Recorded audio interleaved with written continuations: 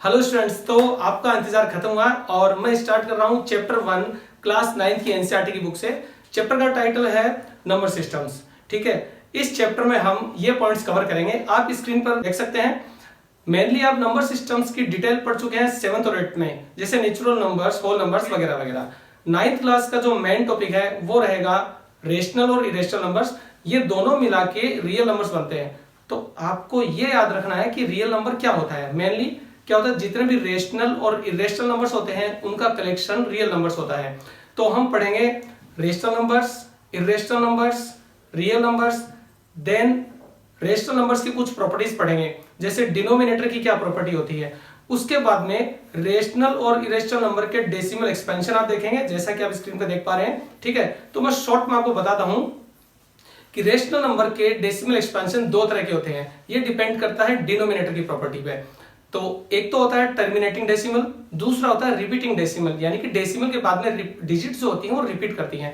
Third जो case बचा वो होता है नॉन टर्मिनेटिंग नॉन रिपीटिंग। ये केस होता है इरेशनल नंबर का। ठीक है, इसको कवर करने के बाद हम रेशनलाइजिंग द डिनोमिनेटर पढ़ेंगे। मतलब कि एक ऐसा इरेशनल नंबर होगा जिसमें डिनोमिनेटर को हम रेशनल नंबर में कन्वर्ट करेंगे, यानी कि इरेशनल से रेशनल में। तो इस प्रोसेस का नाम पड़ा रेशनलाइजिंग द डिनोमिनेटर। उसके बाद में हम आएंगे एक्सपोनेंट्स पे। ठीक है, अब एक जो पॉइंट बचता है इस चैप्टर का वो है थोड़ा सा ज्योमेट्री से रिलेटेड। अब आप थोड़ा सरप्राइज कर रहे होंगे बच्चों कि इसमें ज्योमेट्री कहां से आ गई। तो देखो, नंबर लाइन पर क्या होता है, हम सारे रियल नंबर्स को रिप्रेजेंट कर सकते हैं बहुत अच्छे से। अब मान लीजिए कि मैं आपको कहूं कि 5 को रिप्रेजेंट करना है, तो ये काफी इजी है। आप नंबर लाइन बनाइए, उस पर मार्किंग कीजिए और 5 पे आप उसको इजीली शो कर सकते हैं। बट √5 को कैसे करेंगे? तो आपकी बुक में दो तरह की वैल्यूज हैं जो टेक्स्ट बुक में गिवन है।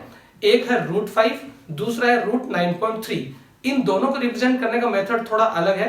तो मैं इसके बाद में जो लेक्चर आपको डिलीवर करूंगा वो लैपटॉप की स्क्रीन पर होगा। और उम्मीद करता हूं कि ये इंट्रोडक्टरी वीडियो आपको पसंद आया। आपको कम से कम ये पता होना चाहिए कि इस चैप्टर में हम किन चीजों पे डिस्कस करेंगे। ठीक है, और बाकी कंसेप्ट की बात रही तो वो एक्सरसाइज 1.1, 1.2 और फर्दर एक्सरसाइज के साथ मैं आपको उनसे रिलेटेड कंसेप्ट भी बताता रहूंगा। आप बने रहिए विनय सर के साथ और इस वीडियो को लाइक कीजिए और शेयर कीजिए अपने फ्रेंड्स के साथ कंटिन्यूअसली। इसके बाद आपको सारी एक्सरसाइज के वीडियो 1 बाय 1 मिलते रहेंगे। तो माय डियर स्टूडेंट्स, मिलते हैं नेक्स्ट वीडियो में। तब तक के लिए गुड डे।